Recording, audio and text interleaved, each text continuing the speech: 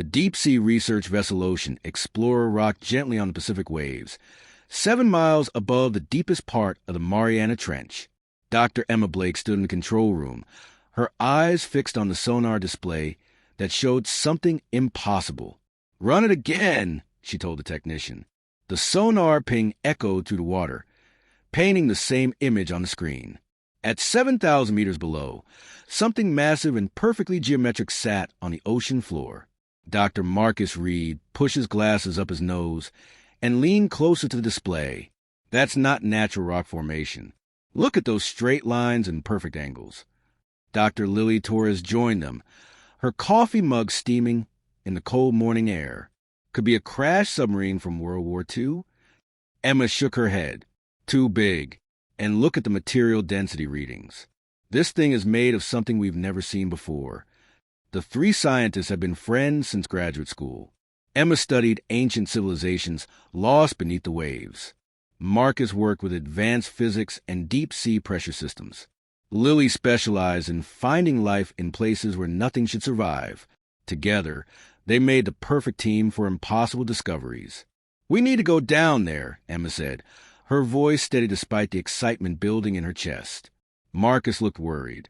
7,000 meters is beyond most equipment limits.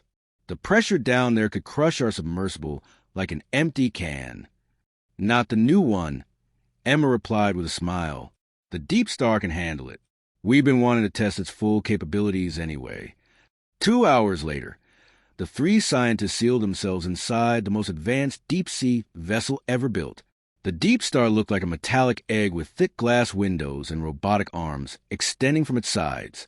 Its hull could withstand pressure that would flatten a normal submarine. As they descended to the dark water, the sunlight faded until only their powerful lights showed the way. Strange fish with glowing bodies swam past their windows. The depth meter clicked steadily downward. 4,000 meters, 5,000, 6,000. "There!" Lily pointed to the front window. What they saw made all three scientists hold their breath. Rising from the ocean floor like a buried cathedral was a ship unlike anything humans had ever built. It stretched nearly 200 meters long, with smooth curves that seemed to flow like frozen water. The metal surface showed no rust or damage despite clearly being ancient. "My God," Marcus whispered. "Look at the craftsmanship. Those aren't welded plates or rivets. The whole thing looks like it was grown rather than built." Emma guided their submersible closer. Strange symbols covered parts of the hull, glowing faintly with their own inner light.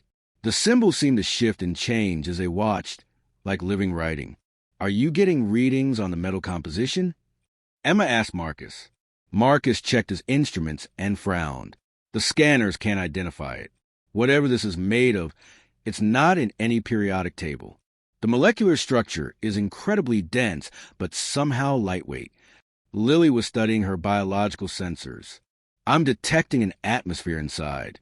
Oxygen, nitrogen, but with trace elements I don't recognize.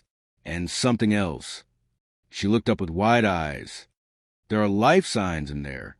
"That's impossible," Marcus said. "Nothing could survive down here for more than a few hours without massive life support systems." "The readings don't lie," Lily replied. "Weak, but definitely organic life forms. At least 3 of them." Emma made a decision that would change everything. "We're going in." "Emma, we don't know what's in there," Marcus protested. "This could be dangerous." "Or it could be the greatest discovery in human history," Emma replied. "Look at this ship. The technology, the materials, the fact that it survived down here for who knows how long. We have to investigate." They searched the hull for an entry point, near what appeared to be the rear of the ship. They found a circular section that looked different from the rest. As their lights hit it, the metal began to glow and slowly iris opened like a mechanical eye. "It's responding to our presence," Lily breathed. "The ship is still active." Water rushed out of the opening, and they could see a docking chamber designed perfectly for a vessel their size. Emma carefully maneuvered the Deep Star inside. The iris closed behind them, sealing them in. Pumps somewhere in the walls activated, draining the water from the chamber.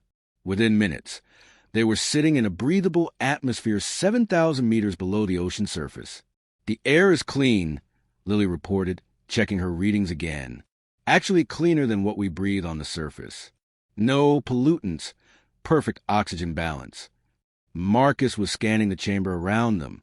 "The technology here is centuries ahead of anything we have, maybe thousands of years ahead. Look at these walls. They're generating their own power, recycling air, maintaining perfect environmental conditions, all without any visible machinery." Emma was already suiting up in her diving gear. "We go in together. Stay close, document everything, and be ready to run if things go wrong." They opened the hatch of their submersible and stepped into the alien ship. The floor felt solid beneath their feet, made of the same unknown metal as the hull.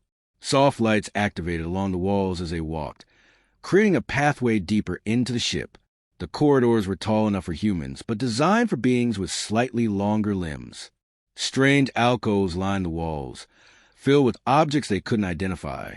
Some looked like tools, others like artwork or religious symbols. "Look at this," Marcus called out, running his hand along the wall. "The metal is warm. After all this time underwater, it should be ice cold, but it's maintaining a comfortable temperature." They reached a junction where 3 corridors met. On the walls, holographic displays flickered to life, showing star charts and navigation data. The symbols meant nothing to them, but the mathematical relationships were universal. "This is a star map," Emma realized. "But none of these constellations match anything visible from Earth. This ship came from somewhere very far away." As they moved deeper into the ship, the life signs on Lily's scanner grew stronger. They were heading toward the source of whatever was still alive on this impossible vessel. None of them could imagine what they would find there, but they knew their lives, and possibly all of human history, was about to change forever. The ship seemed to sense their approach, lights growing brighter and systems humming to life after countless years of silence. The 3 scientists moved carefully through the alien ship's corridors. Each step activated more lights and systems, as if the vessel was slowly waking up after a long sleep. The air hummed with energy, and displays along the walls showed patterns and symbols that shifted and changed. "The ship is definitely responding to our presence," Marcus observed, watching as panels lit up when they approached. "It's like it's been waiting for someone to find it." They followed the life signs on Lily's scanner deeper into the ship. The corridors opened into larger chambers filled with equipment they couldn't understand. Crystalline structures grew from floors and walls like frozen trees, pulsing with soft blue light. "These might be computer systems," Emma suggested, studying the crystal formations, "but based on principles we don't understand yet." In one chamber, they found what looked like a library. Thousands of small crystal shards floated in transparent containers, each one glowing with stored information. When Emma reached toward one, a holographic display appeared showing images of alien worlds, cities of impossible beauty, beings that look almost human but taller and more graceful, and star systems with multiple suns. "They kept records," Lily whispered in amazement. "This is their history, their culture, everything about their civilization." The life signs led them to the center of the ship. Here, the corridors opened into a vast chamber with a high ceiling that sparkled like stars. In the center of the room stood 3 large pods made of the same crystal metal as the rest of the ship. Each pod contained a figure floating in glowing liquid. "My God," Marcus breathed. "They're still alive." The beings in the pods were humanoid, but clearly not human. They stood about 7 feet tall, with longer limbs and more delicate features. Their skin had a pale blue tint, and their closed eyes were larger than human eyes. Despite their alien appearance, there was something beautiful and peaceful about their faces. But something was wrong. Even through the crystal walls of the pods, they could see injuries. Burns covered parts of their bodies, and strange dark marks spread across their skin like infection. "They're dying," Lily said, checking her medical scanner. "These readings show massive trauma and what looks like radiation poisoning. Whatever happened to them, it nearly killed them." As they approached the pods, the chamber filled with light. Holographic projectors activated around the room, creating a 3-dimensional display that surrounded them completely. At first, the images meant nothing, alien symbols and star charts floating in the air around them. Then the symbols began to change, becoming simpler. Mathematical equations appeared, starting with basic addition and progressing to more complex formulas, the universal language of mathematics. They're trying to communicate, Emma realized. The ship's computer is learning how to talk to us. The equations gave way to images. They saw the same alien beings, but healthy and moving. They lived on a world with purple skies and silver oceans, in cities that floated above the ground. The beings moved with grace and purpose, building incredible machines and exploring their universe with careful curiosity. But then the images changed. The peaceful world was suddenly filled with terror. Dark ships appeared in the sky, angular and threatening. These new ships attacked without warning, destroying cities and hunting down the graceful beings. They're refugees, Marcus said quietly. They were fleeing from something. The holographic story continued. The beings fought back, but their peaceful nature made them poor warriors. Their enemies, creatures of shadow and darkness, overwhelmed them. Fleets of the graceful ships fled into space, carrying survivors to safety. But the dark ships followed. One by one, the refugee fleets were found and destroyed. The images showed the particular ship damaged and desperate, crashing into Earth's ocean long ago. 50,000 years, Emma whispered, reading the mathematical dating system the ship was showing them. They've been down here for 50,000 years. The holographic display focused on Earth. The scientists watched in amazement as the images showed early humans, primitive but curious, making tools and painting on cave walls. The alien survivors had watched humanity grow from their underwater prison. Suddenly, one of the pods began to glow brighter. The being inside stirred and its large eyes opened. Even through the crystal wall, they could see intelligence and sadness in those eyes. The being was dying, but it had awakened to see who had found their ship. The alien raised one long hand and pressed it against the inside of the pod. The holographic display changed again, showing more recent images. Humans building cities, creating art, exploring their world with the same curiosity the aliens had once shown. It's been watching us, Lily said in wonder. For thousands of years, it's been watching humanity develop. The alien's hand began to glow where it touched the pod wall. Somehow, images appeared directly in their minds. Not words, but pure meaning and emotion. They felt the alien surprise and hope. Humanity had grown faster and stronger than any species they had ever encountered. But along with hope came fear. The images in their minds showed the dark ships still searching, still hunting, and they were getting closer to Earth. The aliens' mental voice was weak but clear in their thoughts. The hunters, still coming. Find all survivors, destroy them. Marcus felt his blood run cold. You mean they're coming here? To Earth. The aliens' response filled their mind with urgency. Yes, but you humans different, special, might survive what others could not. The being's eyes began to close again, exhausted from the effort of communication. But before it returned to its healing sleep, it projected one final image into their minds, a star map showing the location of something hidden on Earth, something the aliens had left behind. As the pod grew dim again, the three scientists stood in silence, trying to process what they had learned. They had found more than just an alien ship. They had found survivors of an ancient war, and a warning that Earth itself might soon become a battlefield. We need to get back to the surface, Emma said finally. We need to tell people what we found. Tell them what? Marcus asked. That aliens crashed here 50,000 years ago? That there's a hostile species hunting through space? Who would believe us? Lily was still staring at the pods. The aliens showed us something hidden on Earth. Maybe that's where we start. We find what they left behind. As they turned to leave the chamber, the ship's systems activated one more time. A section of the wall slid open, revealing a small compartment.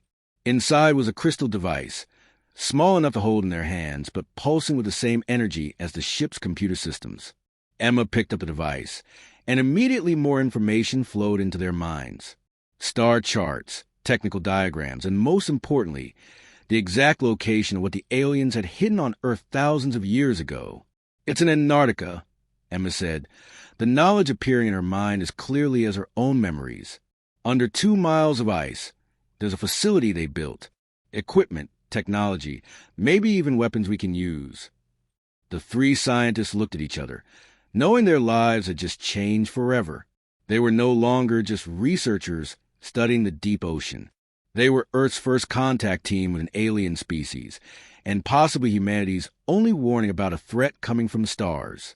As they made their way back to their submersible, the alien ship began to power down again, returning to its long wait beneath the waves.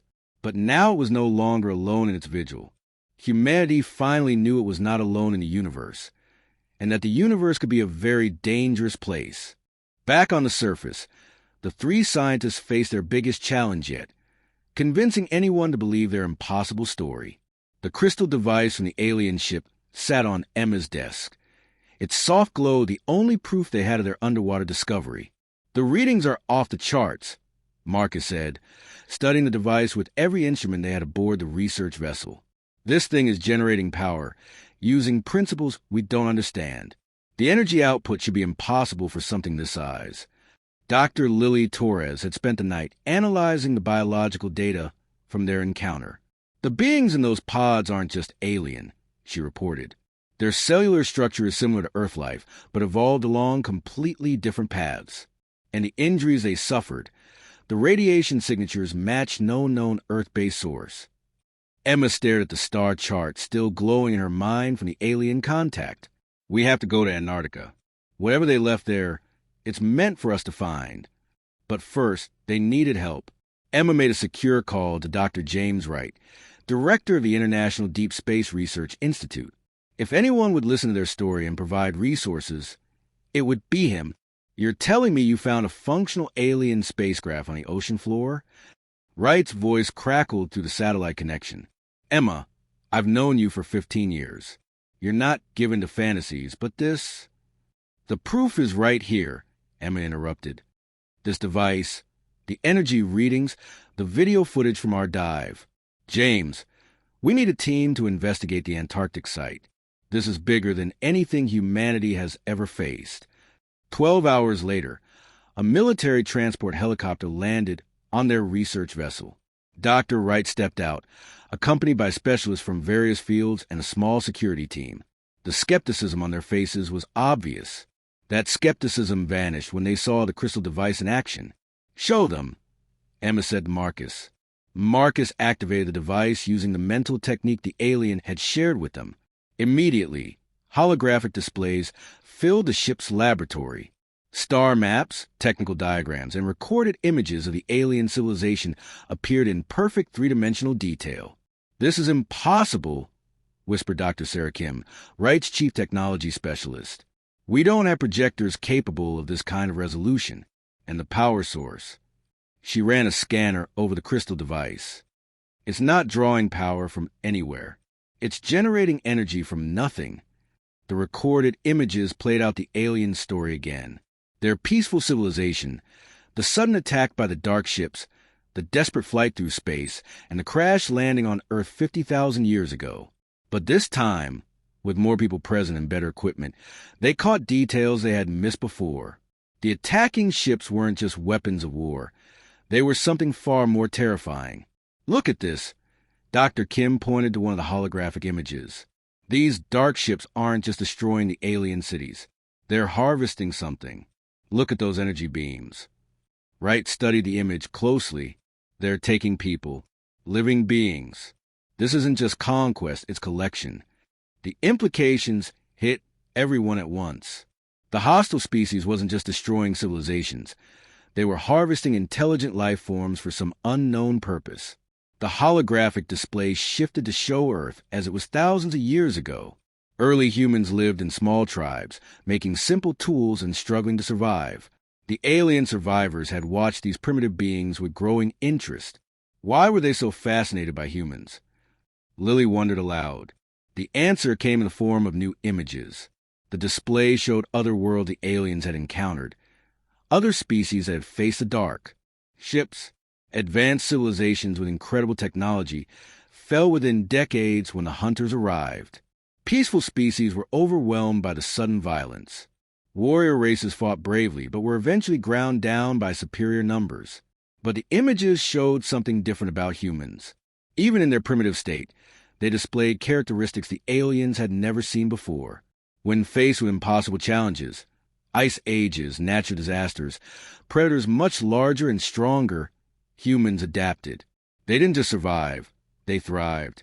The alien survivors realized something, Emma said, the knowledge flowing from the device into her mind. Every other species they had encountered specialized in one area. Some were peaceful and advanced, others were strong warriors, others were master builders. But humans were different. The holographic display zoomed in on human activities throughout history. Humans showed incredible creativity, building tools from nothing. They demonstrated fierce loyalty to their groups while also showing compassion to strangers. Most importantly, they never gave up. When faced with extinction, they found ways to survive and grow stronger. The aliens called it adaptive resilience, Marcus reported, reading the information streaming from the device. The ability to change and overcome any challenge, no matter how impossible it seems. Wright was studying the star charts, showing the path of the hunter fleets. How long do we have? The device projected a timeline. The dark ships moved slowly but steadily through the galaxy, searching for survivors of the species they had scattered. Based on their pattern, they would discover the signal from the crashed ship within 50 years. 50 years to prepare for a war against an enemy that has conquered entire civilizations, Wright said grimly. We need to see what's in Antarctica. 3 days later, a joint expedition was flying over the frozen Antarctic continent. The crystal device guided them to a location far from any research station, where the ice was over 2 miles thick. Using thermal imaging guided by the alien device, they located a massive structure buried beneath the ice. It was even larger than the ship they had found in the ocean. It's a base, Emma realized. They built a research facility here, probably right after they crashed. The excavation took 2 weeks using the most advanced drilling equipment available. When they finally broke through the ice into the hidden facility, what they found shocked even the aliens' most optimistic expectations. The base was fully operational, powered by the same unknown energy source as their ship.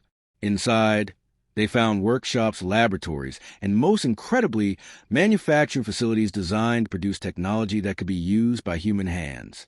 They weren't just hiding here, Lily said in amazement. They were preparing. For 50,000 years, they've been getting ready to help us fight. In the central chamber of the base, they found another holographic message, this one clearly recorded much more recently. The same alien from the ship appeared, but looking healthier and more determined. If you have found this place, then our long wait has been worth it. The alien's mental voice filled their minds. We have watched your species grow and learn. You have developed something we never possessed, the refusal to surrender in the face of impossible odds. The message continued, explaining what they had built in the Antarctic base. Weapons that used Earth materials but alien engineering principles. Shield generators that could protect entire cities. Most importantly, communication devices that could reach other survivor communities hidden throughout the galaxy. The hunters have a weakness, the alien revealed. They have conquered through fear and overwhelming force. But they have never faced a species that grows stronger under pressure. They have never fought an enemy that turns every defeat into a lesson for future victory. The holographic alien gestured to the equipment surrounding them. We cannot fight alongside you.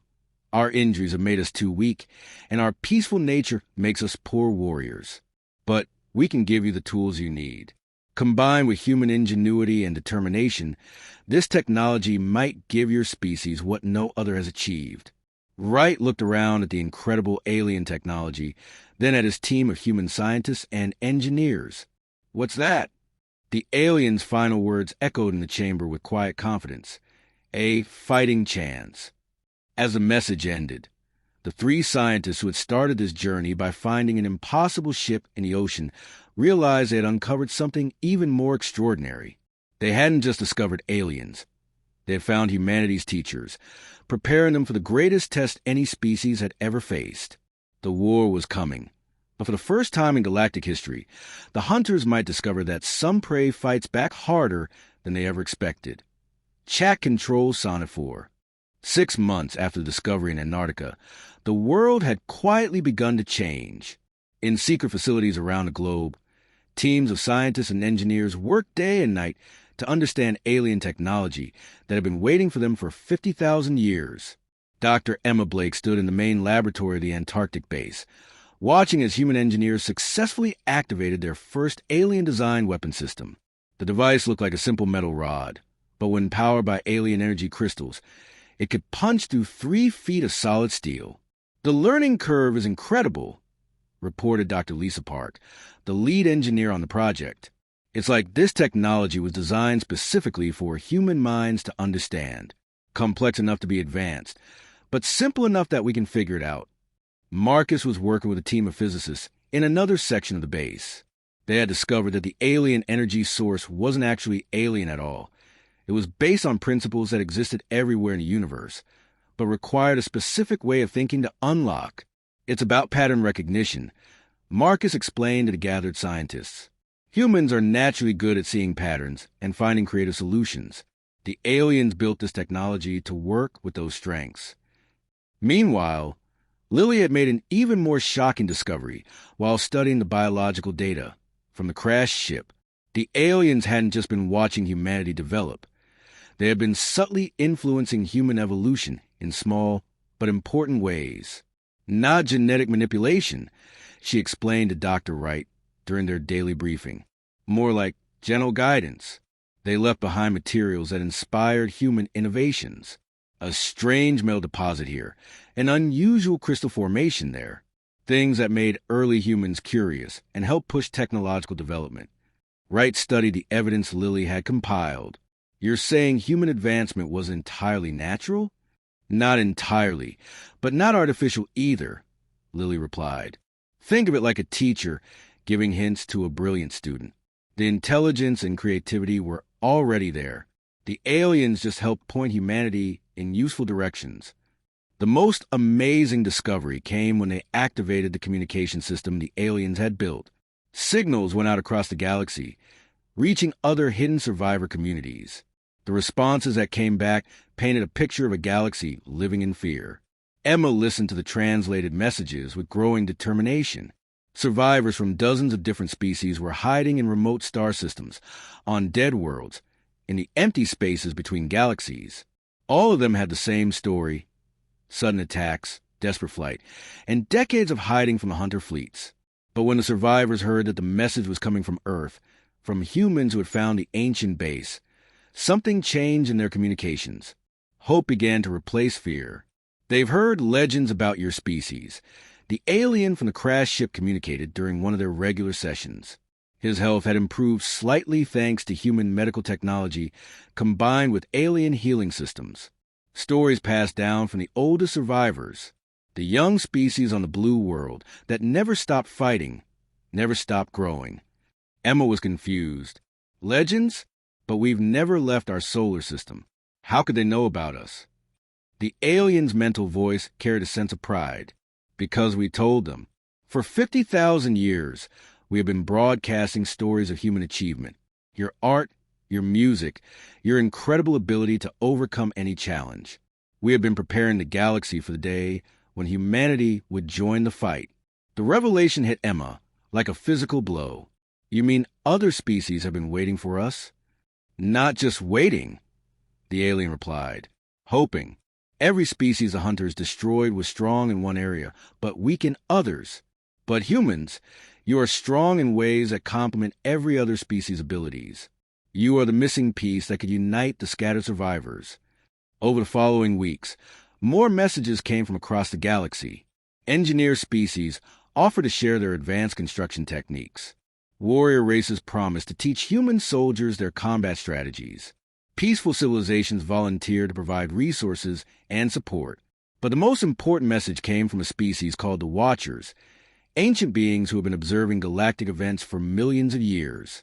Their communication was brief, but shocking. "The hunters fear only one thing in all the galaxy, a species that grows stronger from defeat, that learns from every loss, that refuses to accept extinction. They have been searching for signs of such a species for 1,000,000 years. Now they have found it. They are coming to Earth not just to harvest. They are coming to eliminate the only threat to their dominance they have ever encountered." Dr. Wright called an emergency meeting of the world's leaders. In a secure facility beneath the Pentagon, presidents, prime ministers, and generals listened to the impossible story of alien contact and approaching war. "The timeline has changed," Wright announced. "Our alien allies have intercepted Hunter communications. They're not waiting 50 years anymore. The Hunter fleet will reach Earth in 5 years." The room erupted in arguments and disbelief, but Emma stepped forward with the crystal device. When the holographic displays filled the room with images of destroyed worlds and approaching dark ships, the arguing stopped. "This is not a debate," Emma said firmly. "This is preparation for the survival of our species. But we're not facing this alone. For the first time in galactic history, every survivor species is willing to work together, and they're all looking to humanity to lead them." General Patricia Hayes, the U.S. military's top strategic planner, studied the star charts showing the Hunter fleet's approach. "What makes them think we can succeed where every other species failed?" The answer came from the alien aboard the crashed ship, his mental voice reaching everyone in the room simultaneously. "Because you have something no other species possessed. When faced with impossible odds, you do not calculate the probability of success. You ask only one question: how do we win?" As the meeting ended and world leaders began the massive task of preparing humanity for interstellar war, Emma realized that their discovery of the alien ship had revealed something far more important than advanced technology. It had revealed that humanity's greatest strength wasn't their weapons or their intelligence. It was their absolute refusal to give up, no matter how hopeless things seemed. And now, for the first time in 1,000,000 years, that strength would be tested against the most dangerous predators the galaxy had ever known. The Hunters were coming to eliminate the one species that might defeat them. But they had made one critical mistake. They had given humanity 5 years to prepare. And as any human could tell them, 5 years was more than enough time to turn the impossible into the inevitable. 3 years after first contact, Earth had become a world transformed. Hidden beneath cities and mountains, massive construction projects worked around the clock. Humanity was preparing for war on a scale never before imagined. Emma Blake, now serving as Earth's primary liaison with the alien survivors, stood in the command center built into the Antarctic base. Holographic displays showed the approaching Hunter fleet. Over 1,000 dark ships moving steadily toward Earth's solar system. 2 years until they arrive, reported Captain James Rodriguez, the military commander of Earth's Defense Forces. Are we ready? The question hung in the air like a challenge. Around the command center, representatives from every major nation worked alongside alien survivors from dozens of species. The sight would have been impossible to imagine just 5 years ago. Marcus approached with the latest reports from the technology teams. The shield generators are online in major cities around the world. We've got weapon platforms in orbit, and the first human-built ships with alien-enhanced engines are ready for testing. But Emma could see the worry in his eyes. Even with all their preparations, Earth's forces were tiny compared to the massive Hunter fleet approaching them. "There's something else," Lily said, joining the group with a tablet full of data. "The biological analysis of Hunter technology shows something disturbing. They don't just harvest intelligent species for slaves or food. They harvest them for genetic material. They're trying to absorb the strengths of every species they conquer." The implications were terrifying. The Hunters weren't just conquerors. They were collectors, taking the best traits from each species they destroyed and adding those abilities to their own. That explains why they've grown so powerful, Emma realized. Each victory makes them stronger. They've been doing this for millions of years, absorbing the abilities of countless civilizations. The alien from the crashed ship, now recovered enough to move around the base, approached their group. His name was Keeper, not his real name, but the closest human translation of his purpose. For 50,000 years, he had been the keeper of hope for his species. "There's something you must know," Keeper communicated, his mental voice filled with urgency. "We have been monitoring Hunter communications. They are not just coming to harvest Earth. They are coming to prevent something they have never faced before." Keeper gestured to a holographic display that showed communication intercepts from the Hunter fleet. The symbols meant nothing to humans, but Keeper translated their meaning. "They call it the Unity Protocol," he explained. For the first time in their existence, Scattered survivor species across the galaxy are working together instead of hiding separately. And humans are the catalyst making this cooperation possible. Emma felt a chill run down her spine. You mean we're not just fighting for Earth? We're fighting for every survivor in the galaxy. More than that, Keeper replied. If humanity falls, the unity between species dies with you. The survivors will scatter back to their hiding places, and the hunters will hunt them down one by one, as they always have. The weight of that responsibility was crushing, but Emma saw something else in the faces around her. Determination. Humans had always performed best when the stakes were highest. Show us what we're really facing, Emma demanded. Keeper activated a holographic projection that filled the entire command center. What they saw made everyone fall silent.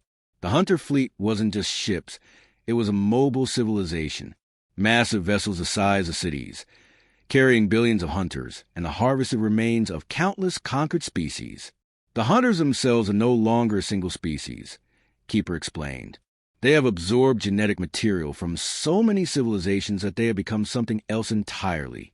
Intelligent, adaptable, and utterly without mercy. But as the display continued, it showed something the hunters didn't know about. All across the galaxy, survivor fleets were moving. Hundreds of ships from dozens of species, all converging on Earth's solar system. They're coming to help us, Emma breathed. They're coming to fight alongside the first species in galactic history that refuse to hide, Keeper corrected.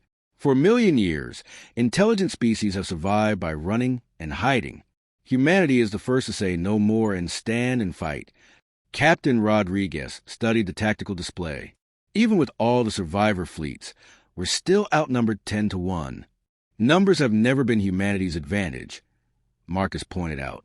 But creativity, adaptability, and pure stubborn refusal to quit, those are things the hunters have never faced in combination.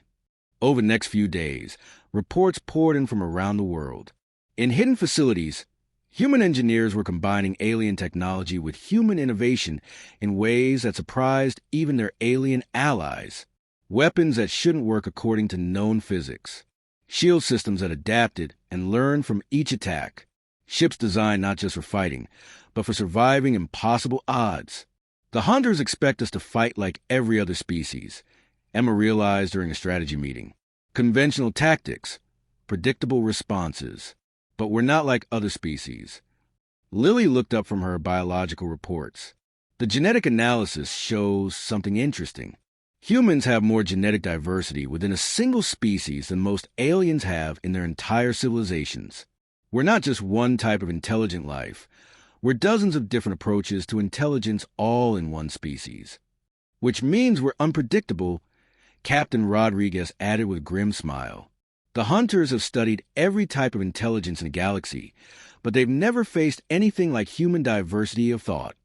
As the second anniversary of their discovery approached, Emma found herself back on the research vessel where it all began.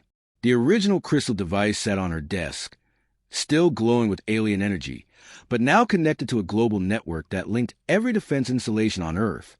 Keeper joined her in the small cabin. "Do you regret finding our ship?" he asked. Emma considered the question. The last 5 years had been the most stressful of her life.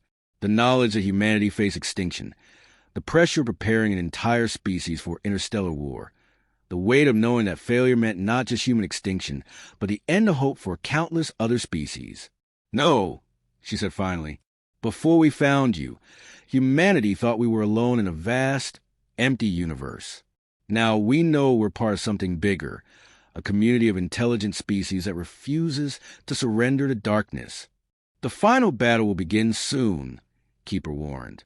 "When it does, there will be no retreat, no second chances. Either the hunters are stopped here, or they continue their conquest of the galaxy for another 1,000,000 years." Emma nodded, looking out at the ocean where their incredible journey had begun. "Then we'd better make sure we win." As if in response to her words, alerts began sounding throughout the ship. On the horizon, lights appeared in the sky, not stars, but ships. The survivor fleets from across the galaxy were arriving, ready to make their stand alongside humanity. The war for the galaxy was about to begin, and for the first time in cosmic history, the hunters were about to discover what it meant to become the hunted. Humanity had received a warning about the approaching darkness, and they had made their choice. They would not hide. They would not run. They would fight, and they would teach the galaxy that some species are too stubborn to accept extinction.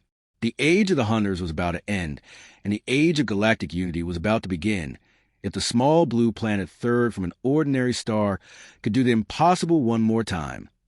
Chat controls Sonnet 4.